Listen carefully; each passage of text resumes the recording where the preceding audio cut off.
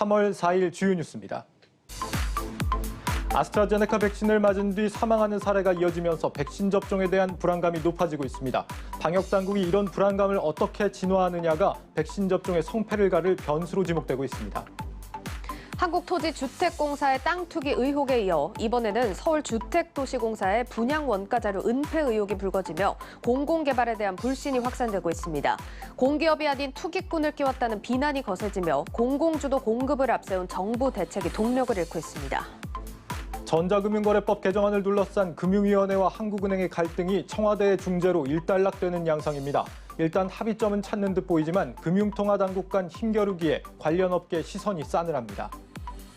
게임 아이템을 뽑기 형식으로 판매하는 확률형 아이템을 놓고 논란이 끊이질 않고 있습니다. 조작 논란으로 촉발된 게이머들의 분노가 게임 업계 전반을 뒤흔들고 있습니다. 첫 소식입니다. 전자금융거래법 개정안을 둘러싼 한국은행과 금융위원회의 갈등이 조만간 마무리될 것으로 보입니다. 한국경제TV 취재 결과 청와대가 한은과 금융위 그리고 개인정보보호위원회까지 불러 중재에 나선 것으로 확인됐습니다. 이에 은성수 금융위원장은 사실상 백기를 들고 한국은행 측 의견을 대부분 수용하겠다는 방침을 정했습니다. 문성필 기자의 단독 보도입니다.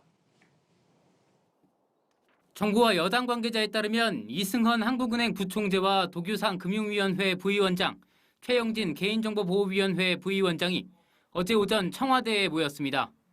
전자금융거래법 개정안을 둘러싸고 한은과 금융위 간 갈등이 심해지자 청와대가 중재에 나선 겁니다. 금융위는 청와대의 중재를 받아들여 정급법 개정안에서 논란이 된 부분 가운데 한은 쪽 주장을 대부분 수용하는 걸로 내부 방침을 정한 것으로 알려졌습니다. 일각에선 이런 금융위의 양보를 두고 은성수 금융위원장이 조만간 있을 부처 개각을 염두에 결정한 것 아니냐는 주장이 나옵니다. 중앙은행과 정부 부처 간 힘겨루기에서 금융위가 사실상 백기를 든 셈입니다. 우선 금융위는 금융결제원에 모이는 빅테크 내부 거래 정보를 최소화하기로 했습니다. 네이버페이나 카카오페이 등에서 이뤄진 쇼핑, 송금 등의 거래 정보를 금융위가 제한 없이 수집하면 빅브라더법이 될 수 있다는 한은 측 주장을 받아들인 겁니다.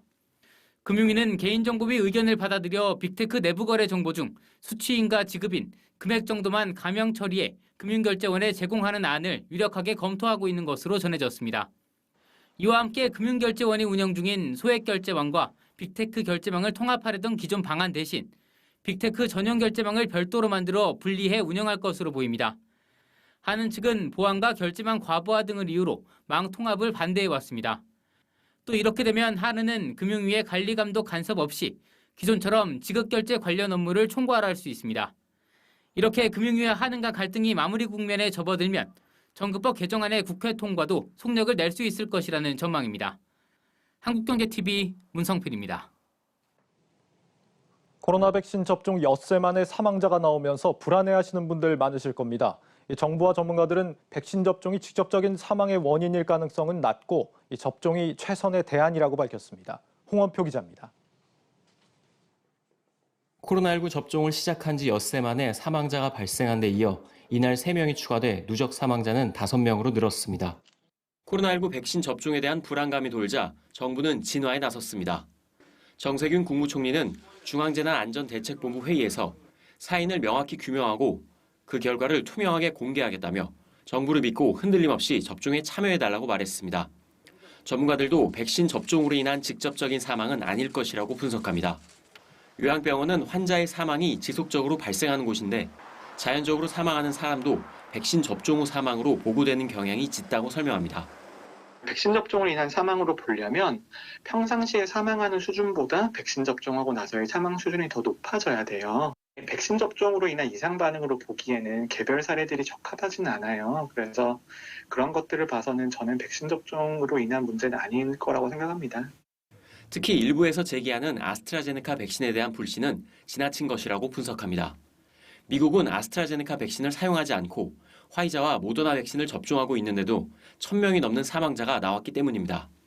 영국에서는 아스트라제네카 접종자 약 690만 명 중 205명, 화이자 접종자 830만 명 중 197명의 사망자가 발생했고 프랑스는 171명의 사망 신고 사례 중 169명이 화이자 백신을 맞았다고 보고됐습니다.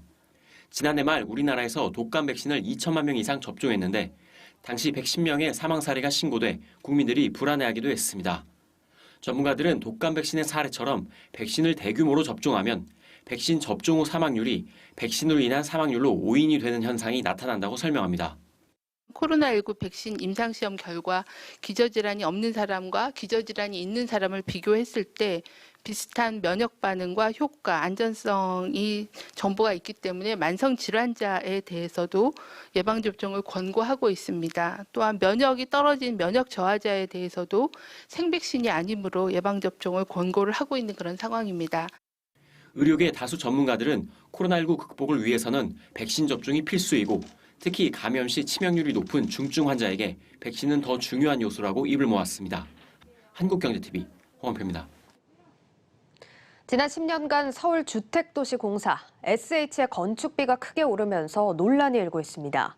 왜 이렇게 건축비가 높아졌는지 분양 원가를 공개하라고 시민단체가 요구하자 SH는 잃어버려서 없다라는 다소 황당한 답변을 내놨습니다. 그런데 해명과 달리 자료가 버젓이 남아있는 것으로 확인이 됐습니다.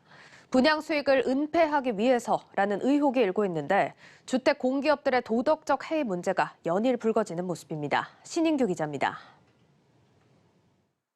SH공사가 지난 2013년 분양 공고한 마곡 15단지. 높은 분양가의 한 시민단체가 설계 내역 등을 포함해 세부 분양 원가를 공개하라는 소송을 건 아파트 단지 가운데 하나인데 SH는 사무실을 옮기는 중 잃어버렸다며 자료를 공개하지 않았습니다. 그런데 최근 이 자료가 버젓이 존재하는 것으로 확인됐습니다. 종이 파일이라 존재를 확인하기 어려웠다는 설명과 달리 국회에 거듭된 요구에 엑셀 파일로 된 설계 내역서를 제출한 겁니다. 이 같은 사실을 확인한 시민단체는 SH가 고의로 당시 분양 수익을 은폐하기 위해 자료 제출을 거부한 것이라며 위증과 은폐 등에 대한 검찰 고발에 나서겠다고 밝혔습니다. 국민을 상대로 장사하는 기관이 돼버린 이런 SH 그 공사에 대해서 우리는 이런 건을 묵과하지 않고 아마 검찰이나 이쪽에서 고발을 통해서 다시는 이런 행태를 할 수 없도록 이번 LH 비리처럼 어떤 건축업자들과 결탁 비리가 없다면 이렇게 폭등했겠는가? 그리고 그런 비리가 없다면 끝까지 이걸 숨기려고 갖은 그런 위증까지, 법적 위증까지, 불법까지 해가면서 숨기려고 했겠는가? LH에 이어 SH까지 주택 공기업들이 연일 도덕적 해이 논란에 휩싸이면서 변창흠 현 국토교통부 장관에 대한 책임론과 사퇴론도 불거지고 있습니다.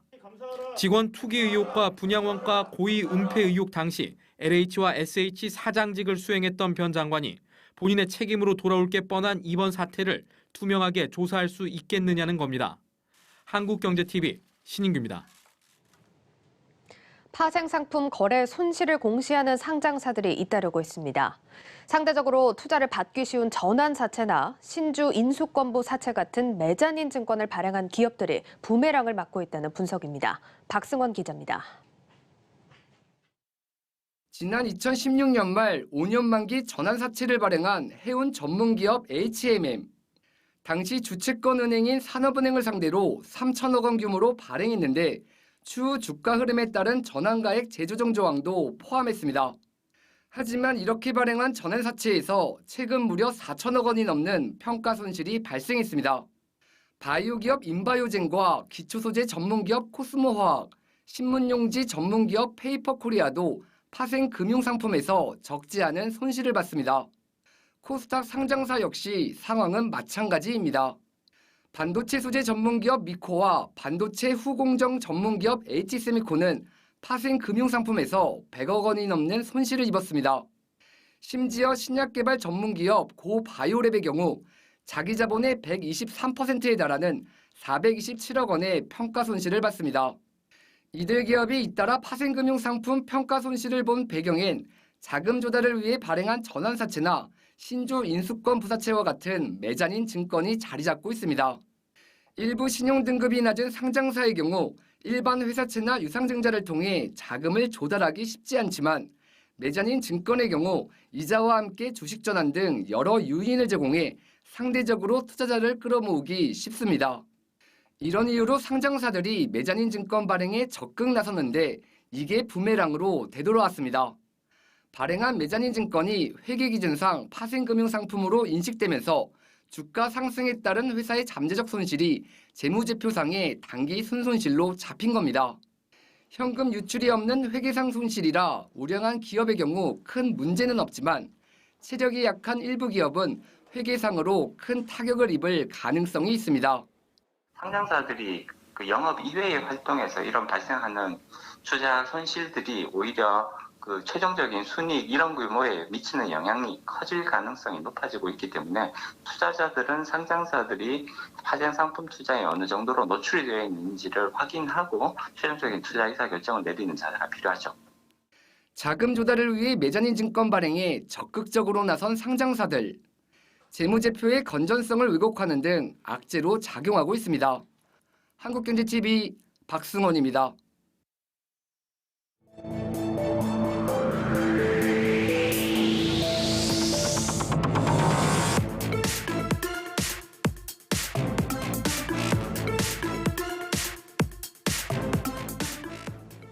네, 요즘 PC나 모바일 게임 안 하시는 분들 찾아보기 어렵습니다. 지난해 하반기 기준 모바일 게임 월 평균 이용자 수는 2,600만 명이 넘습니다. 수치로만 따지면 우리 인구의 절반은 스마트폰으로 게임을 한다는 얘기입니다. PC나 콘솔 게임까지 합치면 그 수는 훨씬 더 많아지겠죠. 그런데 여기서 국내 게임사들의 확률형 아이템이 논란이 되고 있습니다. 심한 경우는 수억 원을 써야 뽑을 수 있는 아이템도 있다고 하는데 이 과도한 사행성뿐 아니라 투명하지 못한 운영 탓에 빈축을 사고 있습니다.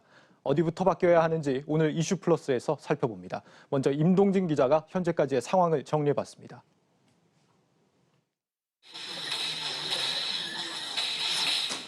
네, 게임을 하다 보면 남들보다 더 높은 점수를 얻고 지금보다 더 강해지고 싶은 욕심이 생기는데요. 하지만 실력만으로 치열한 게임 세계에서 앞서 나가는 것은 거의 불가능합니다. 결국 많은 사람들이 현금을 주고 게임 아이템을 구매하게 되는데 이마저도 쉽지 않습니다. 대부분의 게임 업체들은 마치 복권처럼 좋은 아이템일수록 낮은 확률로 뽑을 수 있게 시스템을 만들어놨기 때문입니다. 여기 한 국내 게임에 등장하는 아이템이 있습니다. 이 최상급 무기를 얻기 위해서는 게임 내에서 2단계의 뽑기 과정을 거치게 되는데요. 문제는 확률입니다. 1단계 확률은 공개가 돼 있지만 2단계는 공개되지 않았습니다. 이 말은 곧 이 아이템을 뽑기 위해 얼마나 많은 돈을 써야 할지 알 수 없다는 겁니다. 게임 이용자들 사이에선 해당 무기를 얻으려면 적어도 2억 원 이상을 써야 하는 것으로 알려져 있습니다. 오래전부터 계속된 사행성 비판에 지난 2015년 게임 업계는 현금을 사용해 뽑는 아이템의 습득 확률을 자율적으로 공개하기로 했습니다. 하지만 일부 게임사들은 유료와 무료 방식을 혼합하는 방법으로 이를 피했고 확률 조작에 대한 문제까지 불거지면서 이용자들의 불만은 폭발했습니다. 트럭 시위를 하고 청와대 청원까지 올리기에 이르렀습니다. 논란이 커지자 정치권에서는 확률형 아이템을 규제하는 법 제정을 추진 중입니다. 이 법안은 아이템 뽑기 확률을 의무적으로 공개해야 한다는 내용을 담고 있는데요. 이에 대해 게임업계는 영업비밀이 공개될 수 있고 게임 산업이 위축될 수 있다며 강하게 반발하고 있어 진통이 불가피할 전망입니다. 한국경제TV 임동진입니다. 네, 확률형 아이템을 둘러싼 논란은 게이머들의 분노를 불러일으키며 국내 게임업계 전체를 흔들고 있습니다. 20년 가까이 인기를 누린 장수 게임도 예외는 아닌데 이미 돌아선 민심에 정치권에서 시작된 규제의 칼날을 피하기 어려워 보입니다. 김민수 기자입니다. 경기도 판교 넥슨 본사 앞입니다.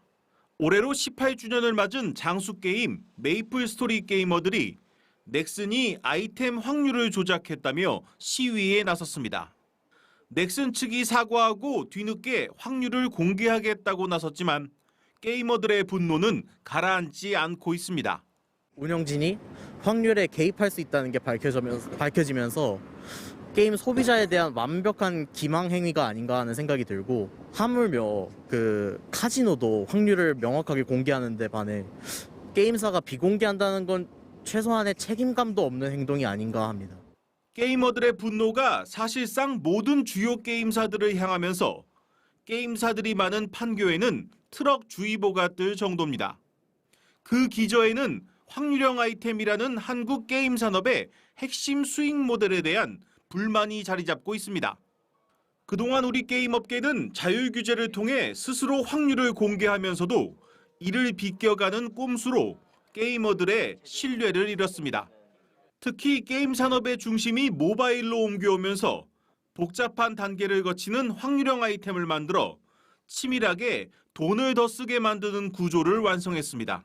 아이템이 나오는 박스, 상자는 무료로 나옵니다. 이거는 무료 아이템이니까 문제가 없을 것 같은데 이 상자를 여는 데 필요한 열쇠는 돈을 받고 팝니다. 이런 식으로 법은 빠져나갈 수 있으면서 실제로 유저가 원하는 것을 얻기 위해서 이제 돈을 지불해야 되는 이런 형태들, 무상과 유상이 교묘하게 결합된 국내를 대표하는 NC소프트와 넥슨, 넷마블 등 게임 3사는 지난해 8조 원이 넘는 매출을 올렸습니다.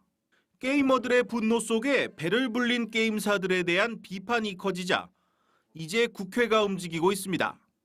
확률형 아이템을 법적으로 정의해 확률 공개를 의무화하는 내용의 법안이 추진되고 있습니다. 한계가 명확합니다. 안 하면 그만입니다. 지난 10년간 충분히 많은 기회를 줘서나 이용자들의 불만만 더욱더 커지고 있습니다. 이제는 자유로는 안 되고 규제로 해결을 할 수밖에 없는 그러한 상황에 와 있습니다. 한 발 더 나아가 국민의힘 하태경 의원은 대국민 사기가 드러나고 있다며 공정위에 조사를 의뢰하겠다고 나서기도 했습니다. 게임업계는 반발하고 있습니다. 국내 게임사들의 경쟁력을 해칠 수 있다는 우려의 목소리가 나옵니다. 그동안 확률형 아이템에 대한 규제 움직임이 있을 때마다 게임업계가 반복해오던 주장입니다. 게임에 대한 인식이 좋지 못하다 보니까 아직까지 게임이 학업을 방해하는 관리 대상이라는 인식이 남아 있는 것도 사실이고요. 그래서 규제 법안이 이렇게 시작되었다고 생각합니다. 24시간 전 세계 게임 유저를 대상으로 하는 무한 경쟁에서 이 법으로 인해서 우리가 뒤처질 수 있다는 우려도. 지금 게임업계는 규제를 하려면 법을 통해 규제를 하는 대상과 범위가 무엇인지 명확하게 규정해 줄 것을 요구하고 있습니다.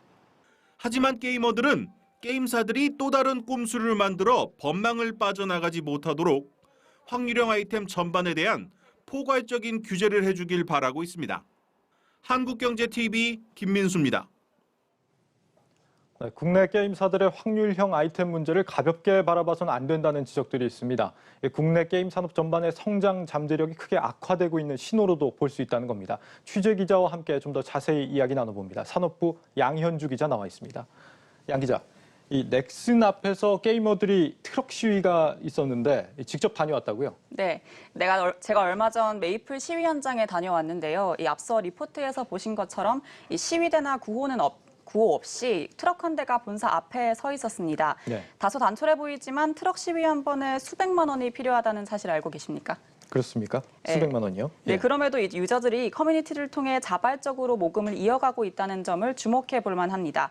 그만큼 게임업계에 대한 유저들의 불신이 높아지고 있다는 건데요. 예. 유저들이 이토록 분노한 이유는 결론부터 말하자면 게임업계가 공정거래 원칙을 깼기 때문입니다.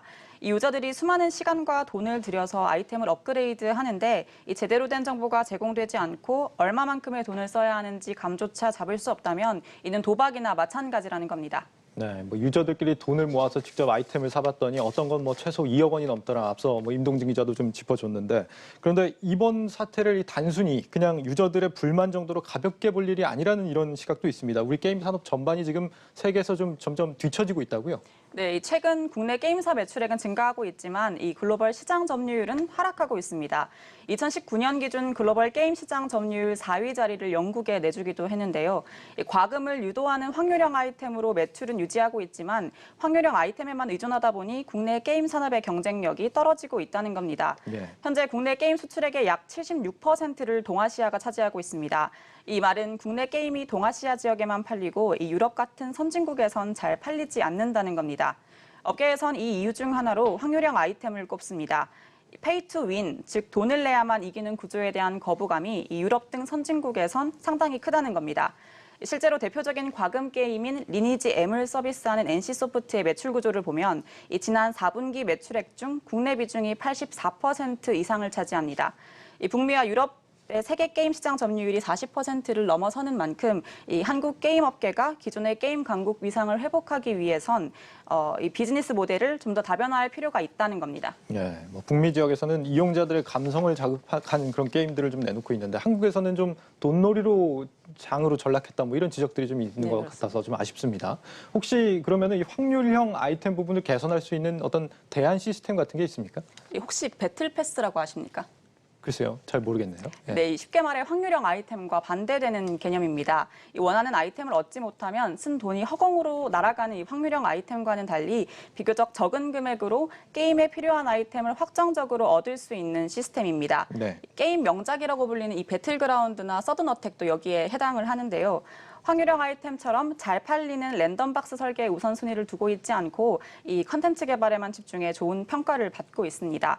이 비교적 단기 수익은 적지만 장기적으로 글로벌 시장에서의 경쟁력 확보를 위해 이 부분도 고려할 필요가 있다는 겁니다. 그러니까 확률형이 아니라 확정형 아이템이다 이렇게 볼 수 있겠네요. 네, 그렇게 볼 수 있죠. 게임사들한테 뭐 당장의 수익성은 적지만 대신 이용자 모수를 넓힐 수 있다 이런 얘기로 들리는데 아이템 부분만 해결이 되면 되는 겁니까? 뭐 국내 게임 업계가 또 달라져야 될 것들 어떤 게 있습니까? 그리고 또 이제 현재 국내 모바일 게임 중 3분의 1 이상이 기존 PC 게임에서 흥행한 IP를 개발해서 활용하고 있습니다. 네. 이 매출액 기준 상위 10개 게임 중 신규 IP가 단 3개에 불과한데요.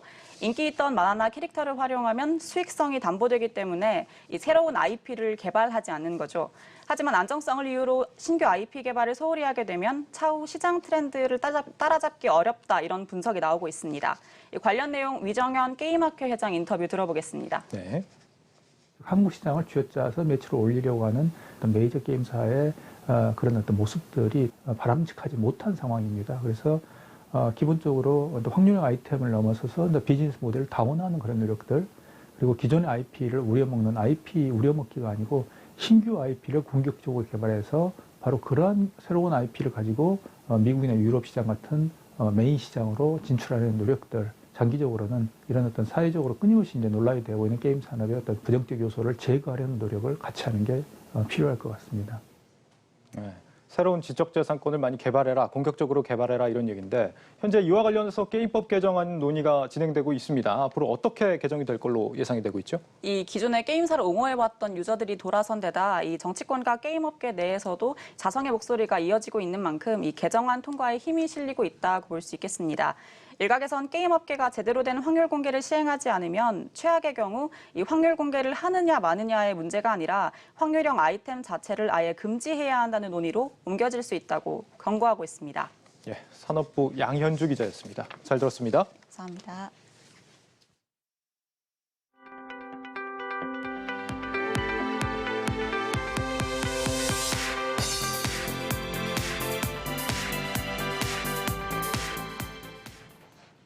대전과 전북에서도 아스트라제네카 백신 접종 후 사망자들이 나왔습니다.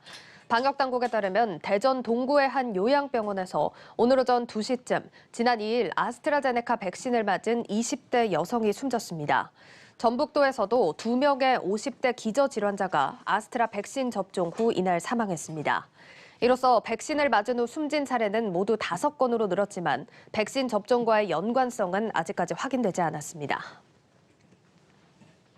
지난해 우리나라 1인당 국민 총소득이 코로나19에 따른 경제 침체와 원화 절하의 영향으로 3만 1,000달러대까지 낮아졌습니다. 한국은행이 발표한 2020년 4분기 및 연간 국민소득 통계에 따르면 지난해 1인당 GNI는 3만 1,755달러로 전년 대비 1.1% 줄었습니다. 지난해 연간 실질 GDP 성장률 잠정치는 지난 1월 공개된 속보치와 같은 1%로 집계된 가운데 4분기 성장률은 1.1%에서 1.2%로 높아졌습니다. 국산 신약 개발을 지원하기 위해 2030년까지 10년 동안 2조 1,758억 원이 투입됩니다. 정부는 올해 7월부터 2030년까지 10년간 국가 신약 개발 사업에 국비 1조 4,747억, 민간 7,011억 원 등 총 2조 1,758억 원을 투입해 유효 선도 물질과 후보 물질을 발굴하고 비임상과 임상 1 이상, 사업화 등 신약 개발을 지원한다고 밝혔습니다. 정부는 이 사업으로 연 매출 1조 원 이상의 글로벌 신약을 창출하고 국산 신약을 개발할 계획입니다. 초대 국가 신약 개발 사업 단장에는 묵현상 전 범부처 신약 개발 사업 단장이 임명됐습니다. 삼성전자가 오는 17일에 열릴 제52기 정기 주주총회를 앞두고 주주 서한을 보내 올해 사업 계획과 미래 비전을 밝혔습니다. 삼성전자에 따르면 김기남 부회장 단독 명의였던 지난해와 달리 올해는 김 부회장과 박재환 이사회 의장 공동 명의로 주주 서한을 발송했습니다. 김 부회장과 박 의장은 서한을 통해 지난해 실적과 올해 1월 발표한 주주 환원 정책에 관해 설명하고 앞으로도 주주 가치 제고를 위해 최선을 다하겠다고 밝혔습니다. 특히 지속 가능한 성장을 위해 환경과 사회 가치 제고 등 비재무적 부문의 성과 창출을 위한 노력도 기울였다며 사회 공헌 활동과 친환경 사업, 준법 경영 등에 대해 강조했습니다.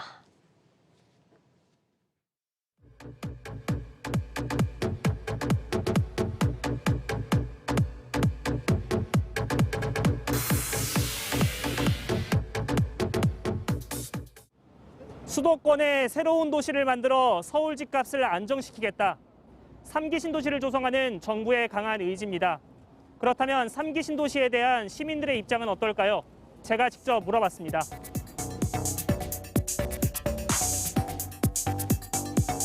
한국경제TV가 온라인으로 진행한 설문조사 결과 시민 대다수가 3기 신도시에 대해 알고 있다고 응답했습니다.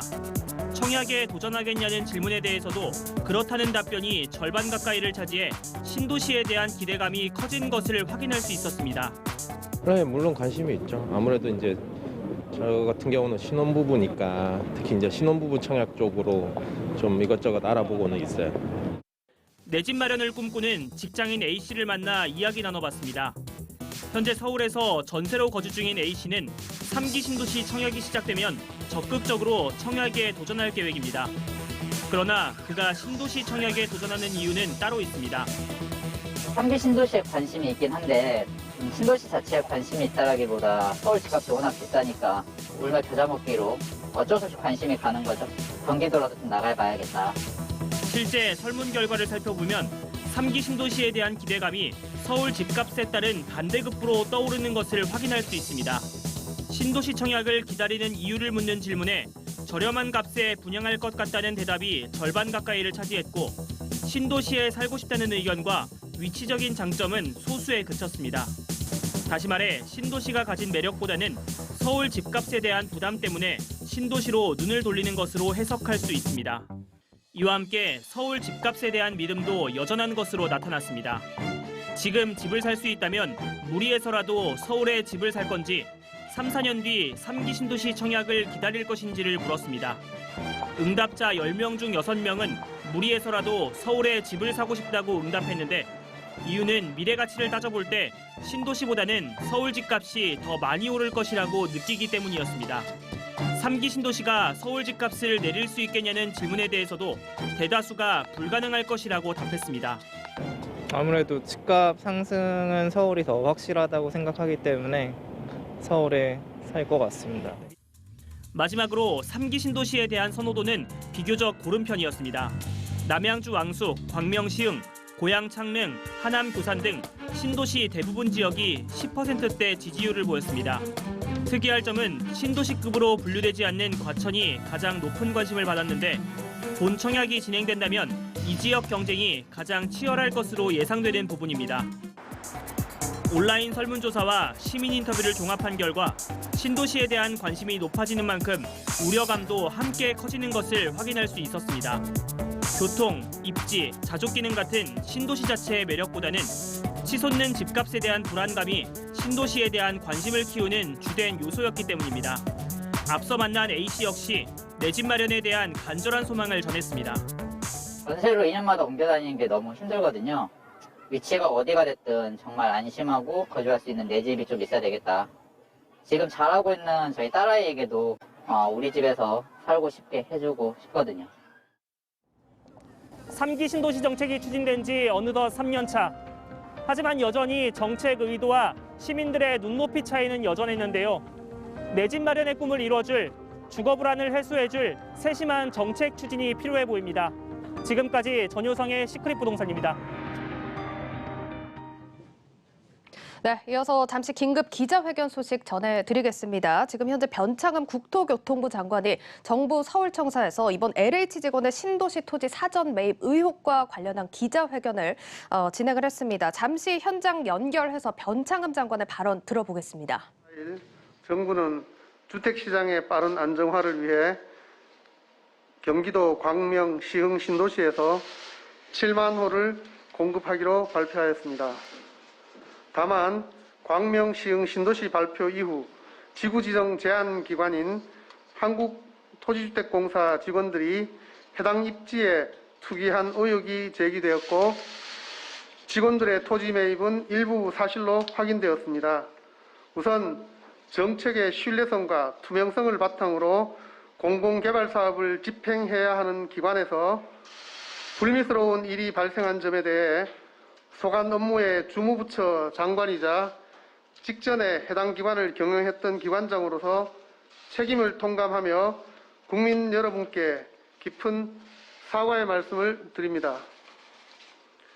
국토교통부는 국무총리실의 지휘하에 철저한 진상규명을 위해 국토교통부와 택지 업무 유관 공공기관, 지자체 직원을 대상으로 3기 신도시에서 제기된 투기 의혹에 대한 전수조사에 착수하였습니다.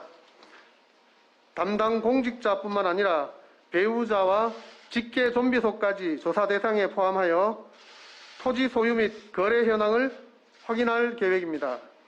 조사 결과 위법성이 확인되는 경우 고소, 고발, 징계 조치 등 법과 규정에 따라 엄중히 조치하겠습니다.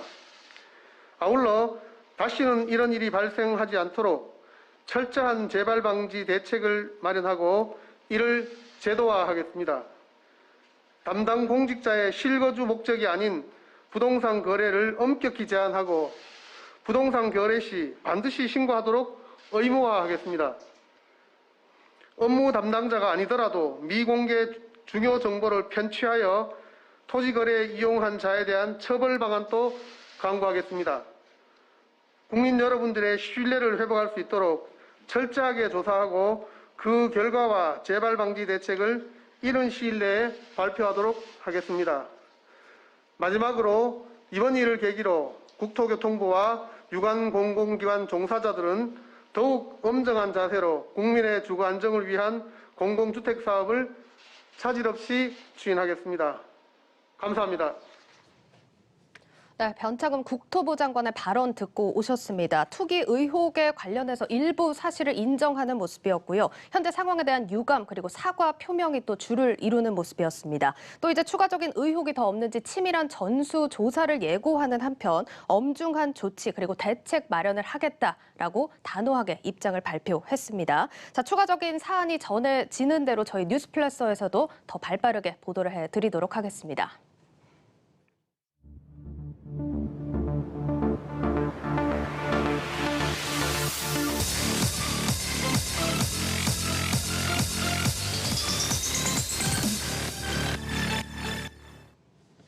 네, 이어서 뉴스앤마켓 시간입니다. 증권부 박혜린 기자 자리에 있습니다. 어서 오세요. 안녕하세요.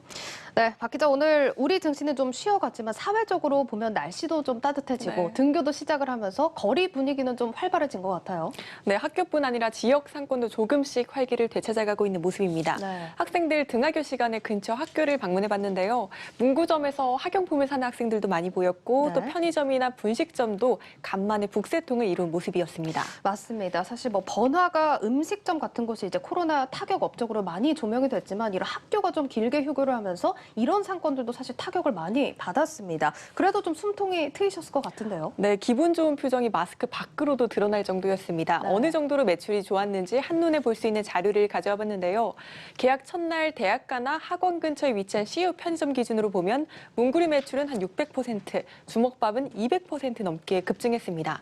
반대로 생각해보면 그만큼 지난해에는 또 학교와 학원 근처의 편의점이 정상적으로 영업을 하지 못했다는 의미이기도 해서 다소 안타깝기도 했습니다. 맞습니다. 진짜 딱 보면 이제 문구랑 주먹밥 이게 딱 초등학생부터 대학생들까지 또 많이 네. 팔리는 품목일 것 같고 전반적으로 보면 이런 문구류뿐만 아니라 간편식 매출도 급증한 것 같아요.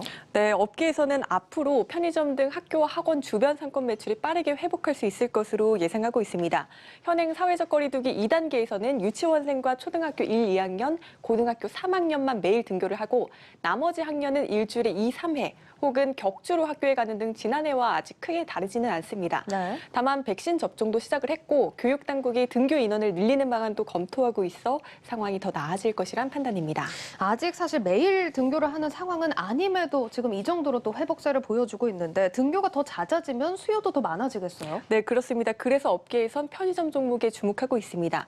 BGF 리테일과 GS 리테일이 대표적인 편의점주죠. 네. 다만 GS 리테일은 GS 홈쇼핑과의 합병 불확실성도 있고 또 슈퍼와 호텔 사업이 아직 리스크가 있기 때문에 오늘은 BGF 리테일을 중점적으로 다뤄보도록 하겠습니다. 알겠습니다. 자, 간만에 또 기분 좋은 소식들로 문을 열어봤는데요. BGF 리테일, 그럼 최근 주가 흐름은 어떻습니까? 네, 오늘은 조금 부진하긴 했지만 3개월간 주가를 보면 30%가량 상승했습니다. 그렇네요. 사실 어제도 또 급등이 나와주면서 오늘은 좀 쉬어가는 모습이었는데 길게 봐도 생각보다 많이 올랐어요. 네, 전반적으로 보면 경제 회복 기대감에 최근 유통주들의 주가가 힘을 받고 있습니다. 최근엔 국내에서도 코로나19 백신 접종을 시작했잖아요. 네. 앞서 백신을 먼저 맞기 시작한 미국과 유럽 일부 지역의 증시를 보면 백신 접종 초기 유통업종의 주가 상승률이 양호하기도 했습니다. 그렇습니다. 앞서서 저희가 이제 개강날 편의점 매출을 또 짧게 또 살펴봤는데 기저 효과가 또 어마어마한 것 같았습니다. 네. 지난해 상황이 사실 어느 정도로 안 좋았습니까? 네, 사실 BGF 리테일은 선방한 모습이었습니다. 네. GS 리테일과 비교해보면요.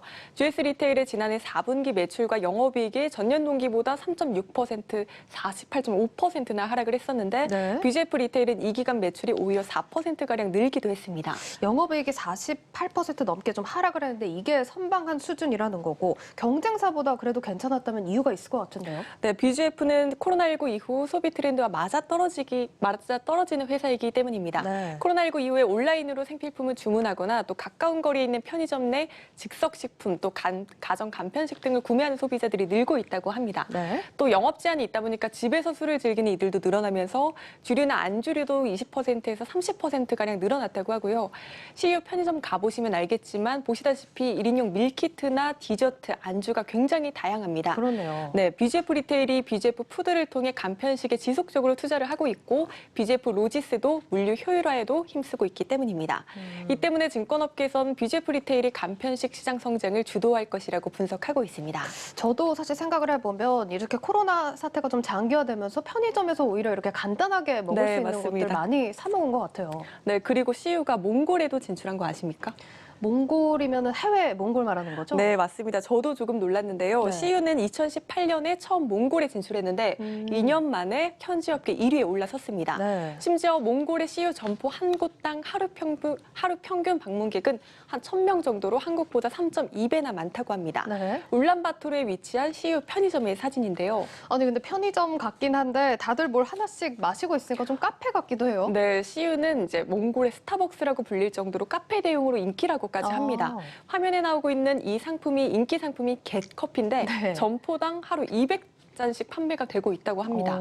또 몽골 현지에서는 아직 커피 전문점이 많지 않기 때문인데 또 BGF 리테일이 간편식 쪽에서도 강자인 만큼 주먹밥, 김밥, 핫도그 등 한국식 조리 상품이 몽골 현지인들의 입맛까지 사로잡고 있다고 합니다. 정말 알 수가 없는 시장입니다. 뭐 어쨌든 국내에서도 상황이 나아지고 있다고 하고 몽골까지 이제 진출을 해서 또 성과가 좋다고 하니까 향후 전망도 괜찮을 것 같아요. 네, 지난해 CU 점포가 국내에 1,046개나 생겼다고 합니다. 네. 올해도 약 1,000개 정도의 점포 점포가 증가할 것으로 예상되는데 BGF 리테일 차원에서 보면 기존에 있던 점포들은 매출이 회복되고 있고 또 천여 개의 신규 점포에서도 매출이 발생하게 되는 겁니다. 네. 증권업계에서 보면 이제 올해 BGF 리테일의 매출액과 영업이익이 전년 대비 각각 7.8%, 26.6% 증가할 것으로 보고 있습니다. 증권사들 눈높이 높여 잡았을 것 같은데요. 네, 맞습니다. 3개월 전과 비교해 보면 주요 증권사들이 적정가를 한 13%가량 높였습니다. 네. 삼성증권은 20만 6천 원, 대신증권은 20만 4천 원 정도를 제시하고 있습니다.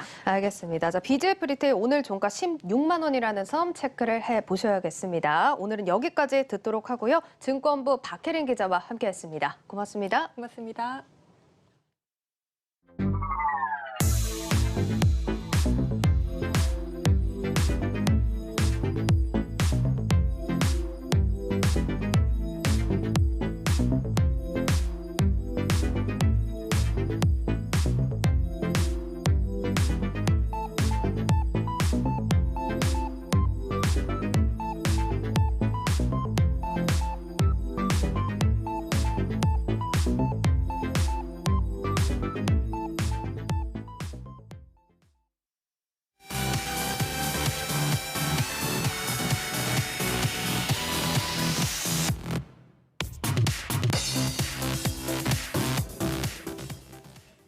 네, 플러스픽 이지우 기자와 함께하겠습니다. 이 기자, 네. 첫 번째 키워드 바로 보겠습니다. 네. 부부의 세계입니다. 네, 맞습니다. 일론 머스크 테슬라 CEO 부부 얘기를 좀 해드리려고 하는데요. 네. 부부의 불륜 이야기를 그린 드라마가 부부의 세계였죠. 어떤 분께서는 저희가 좀 뉴스판 부부의 세계다 이런 말씀도 하시던데 네. 어쨌든 그런 얘기를 하려는 건 아니고요. 이 부부가 돈을 참 잘 벌어서 키워드를 좀 이렇게 잡아봤습니다. 그렇군요. 뭐 우리가 뭐 불륜을 저지르거나 이런 건 아니지만 그런 건 아니죠. 예, 머스크야 뭐 워낙 돈을 잘 벌어서 세계 최고의 부자다 이렇게 뭐 정평이 나 있는데 네. 그 아내까지도 돈을 잘 번다고요? 네, 맞습니다. 사실 저는 머스크가 솔로인 줄 알고 좀 관심 있게 좀 지켜봤거든요. 네. 그런데 아내가 있었다고 해서 좀 제가 좀 오늘 놀랍기도 했는데 키워드는 부부고 또 아내라고 표현을 했지만 사실 혼인 신고는 아직 안 했다고 하니까 사실혼 관계라고 하더라고요. 네, 그래서 같이 많은- 살기는 한다는 뜻이군요. 네, 같이는 예. 사는데 부부는 아니다. 뭐 이런 뜻인데요. 네. 어쨌든 그 아내로 알려져 있는 그라임스가 좀 화제가 됐습니다. 그라임스는 가수이기도 하고요. 또 다양한 미술전을 개최한 경력이 있는 아티스트이기도 한데요. 자신의 디지털 그림을 온라인 경매에 붙여서 20분 만에 65억 원을 좀 벌었다고 합니다. 65억이요? 네. 어떤 그림길래 그렇게 비싸게 팔렸습니까? 네, 무슨 그림인지 좀 사진을 좀 준비를 했는데요. 좀 사진이 네. 있을까요? 네, 이 그림인데요. 이 날개 달린 아기 천사가 화성 주위를 좀 수호하고 있는 이런 모습이죠. 그림에는 또 디지털 콘텐츠답게 그라임스의 노래가 배경으로 깔렸다고 합니다. 이게 머스크가 추진하는 화성 우주 여행과 또 머스크 부부 사이에서 태어난 아기를 의미한다 뭐 이런 해설들이 나오면서 이 몸값이 훨씬 더 치면서 큰 돈으로 좀 팔리게 된 겁니다. 무슨 르네상스 시대 화가도 아니고 그림 하나가 수십억 원에 팔렸다고 하니까 잘 믿기지가 않는데 네. 뭐 다른 특별한 이유가 더 있지 않을까 네, 싶은데요. 이유가 있었습니다. 이 작품에는 NFT, Non-Fungible Token, 그러니까 대체가 가능하지 않은 토큰이라는 기술이 좀 쓰였기 때문입니다. 네. 쉽게 말해서 NFT는 일종의 블록체인을 이용해서 진품을 보증하는 것이다 이렇게 보시면 될 것 같은데요. 블록체인 상에서 단 하나만 존재를 하고요. 또 소유자 이전도 좀 가능합니다. 다시 말해서 복제품과 차이를 찾을 수 없었던 이 디지털 콘텐츠를 오프라인처럼 이렇게 진품을 가릴 수 있도록 활용할 수 있는 그런 기술이다 이렇게 볼 수가 있겠습니다. 디지털 예술품의 진품 확인이 가능해진 기술이다. 이 블록체인이 여기서도 쓰였군요. 네. 그러니까 머스크의 경우에는 블록체인 기술이 적용된 비트코인에 투자를 했고 머스크의 아내는 블록체인 기술이 적용된 미술품을 만들어서 팔았다. 블록체인 부부다 이렇게 볼 수 네, 있겠네요. 맞습니다. 예. 대단한 부부인 것 같은데요. 네. 투자 가치가 있다는 인식이 좀 퍼지면서 이렇게 억대에 거래되는 작품들도 굉장히 많습니다. 디지털 아티스트 비플이라는 사람이 있는데요. 이 사람이 10초짜리 비디오 클립을 만들었는데 이게 74억 원에 좀 팔렸다고 합니다. 이게 누구나 무료로 시청할 수 있는 비디오 클립이었는데 여기에 NFT 기술을 넣자 가치가 크게 좀 뛴 상황이다 이렇게 볼 수가 있겠습니다. 네. 그런데 이 시장이 또 다른 투기가 될 수 있다는 지적도 있다고요? 네, 맞습니다. 로이터 통신은 여기에 큰 돈이 유입이 되면서 NFT 시장이 좀 가격 거품을 보이고 있다. 이러면서 많은 틈새 투자와 같이 이 열풍이 가라앉으면 큰 손실을 볼 수가 있고 사기꾼들에게만 좋은 기회가 될 수 있다. 이렇게 평가를 하기도 했습니다. 하지만 창작자들에게는 기회가 될 수 있다. 이런 의견들도 좀 있는데요. 일단 중개자 없이 좀 온라인에서 큰 돈을 벌 수 있기 때문에 좀 기회가 될 수 있다. 이렇게 보는 시각들도 있습니다. 네, 빌 게이츠가 머스크의 비트코인에 대해서 머스크만큼 부자가 아니면 투자하지 마라 이렇게 얘기를 했는데 갑자기 그 말이 좀 떠오르는 것 같습니다. 네. 다음 키워드 보겠습니다. 네. 내 토지주택공사 이렇게 되어 있네요. 네, 맞습니다. 원래는 LH 토지주택공사가 맞죠.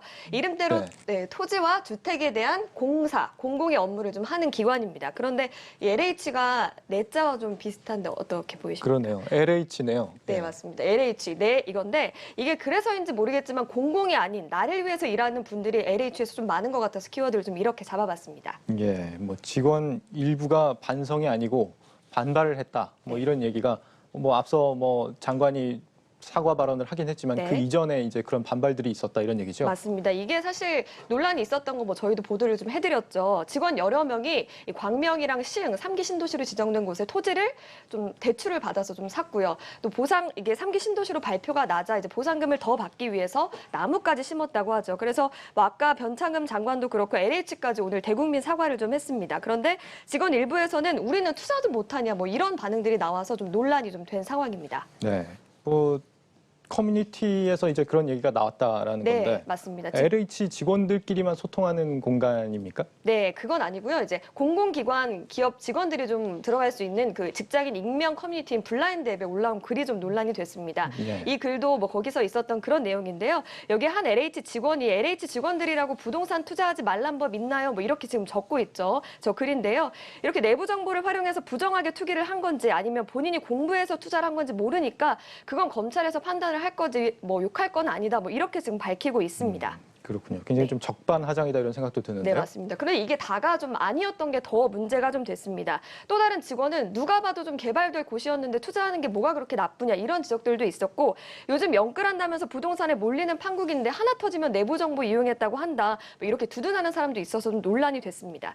LH 직원들의 이런 모습에 이래 온라인에서는 뭐 농사지을 땅의 묘목도 정확하게 보상받을 만큼만 차곡차곡 심어놓는 것도 뭐 우연이냐. 일부 LH 직원들이 저런 생각하는 것만으로도 공공기관에 대한 신뢰성이 떨어진다. 이렇게 좀 비판을 했습니다. 네, 이것 때문에 지금 국민들 분노가 하늘을 찌르듯 하지 않습니까? 네, 맞습니다. 청와대 국민청원도 좀 올라왔습니다. 국정감사 진행하라 이런 내용이었는데요. 이렇게 LH나 국토부의 이런 관행들 좀 뿌리 뽑아야 된다 이렇게 성원이는 좀 적고 있었습니다. 일각에서는 지금의 국토부 장관인 변창흠 책임론도 좀 제기가 되는데요. LH 직원들이 토지를 매입한 10건 가운데 9건이 변창흠 장관이 LH 토지주택공사 사장으로 있었을 때 일어난 일이거든요. 그렇기 때문에 좀 책임 논란이 좀 일었습니다. 여기에 또 최근에는 LH 직원이 돈을 받고 유료성 부동산 강의를 했다라는 의혹까지 벌어지면서 사태는 더 일파만파로 커지고 있는 상황입니다. 네, 그러면 앞으로 어떻게 되는 겁니까? 네, 일단 문재인 대통령이 뭐 일단 전수조사를 좀 지시를 했기 때문에 3기 신도시 관계자와 또 가족들에 대한 전수조사가 진행이 될 거고 오늘부터 정부 합동조사단도 좀 출범을 했습니다. 청와대는 뭐 변창흠 장관의 책임은 관리적인 책임에 있다. 변창흠표 공공대책은 좀 원활하게 추진이 돼야 된다 이렇게 밝히고는 있지만 이것에 대한 여파는 계속해서 커질 것으로 보이고 있습니다. 네, 플러스픽 이지우 기자와 함께했습니다. 잘 들었습니다. 고맙습니다.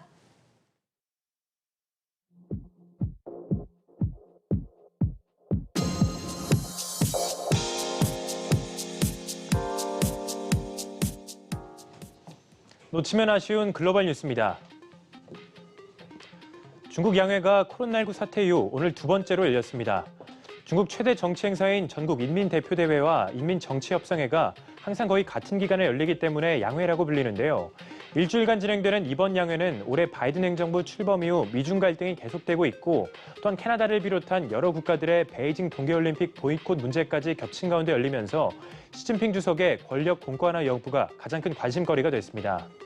정책자문회의인 인민정치협상회는 오늘 오후부터 시작됐고 의회 격인 전국 인민대표대회는 내일 오전에 막을 올립니다. 미국에서 마스크 관련 논란이 끊이지 않고 있습니다. 바이든 대통령이 텍사스와 미시시피주가 마스크 의무화 조치 같은 방역 규제를 철폐한 것에 대해 큰 실수라고 지적하면서 이런 결정을 내린 주지사들을 맹비난했습니다. 바이든 대통령은 마스크가 큰 변화를 만들어냈다는 것을 모든 사람들이 알았으면 좋겠다면서 모든 게 괜찮아졌으니 다 잊고 마스크를 벗어도 된다는 것은 네안데르탈인 같은 생각이라고 말했습니다. 그러면서 과학을 따르는 것이 대단히 중요하다며 마스크 착용의 중요성을 재차 강조했습니다. 지금까지 글로벌 뉴스였습니다.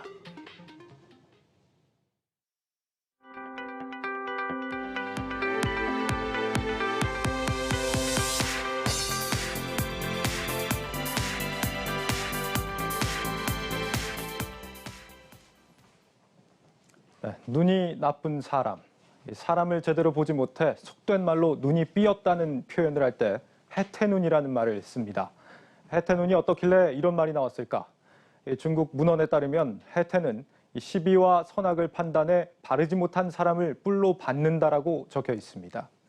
한국에서도 이 해태상을 볼 수 있는 곳 하면 국회의사당과 광화문 그리고 덕수궁이 있습니다. 그렇습니다. 해태는 공평무사의 상징입니다. 탐관오리가 그 앞을 지나가면 물어뜯지 않고 보고만 있다라고 해서 백성들은 해태가 장님이다라며 비웃곤 했습니다. 나라의 녹을 먹는 사람이 청렴하지 못하면 시민이 이를 어떻게 바라봤는지 여실히 보여주는 대목입니다. LH 직원은 투자하지 말란 법, 물론 없습니다. 투자할 자유가 있겠죠. 하지만 이 직업의 특수성을 이용해 사전에 정보를 알았고 농지 보상비를 노려 급하게 묘목까지 심었다면 과연 그것은 자유의 영역인가? 과연 그들은 누구에게나 돌아갈 공평한 정보로 투자 선택을 했다라고 볼 수 있는 것인지, 그리고 LH 임직원에게 거래 제한에 대한 행동 강령은 왜 있는 것인지 답할 수 있어야 할 겁니다. 오늘부터 정부 합동조사단이 공식 출범했습니다. 우리 정부가 이번만큼은 눈을 부릅뜬 해태눈이 아니길 바라봅니다. 앵커의 시선이었습니다.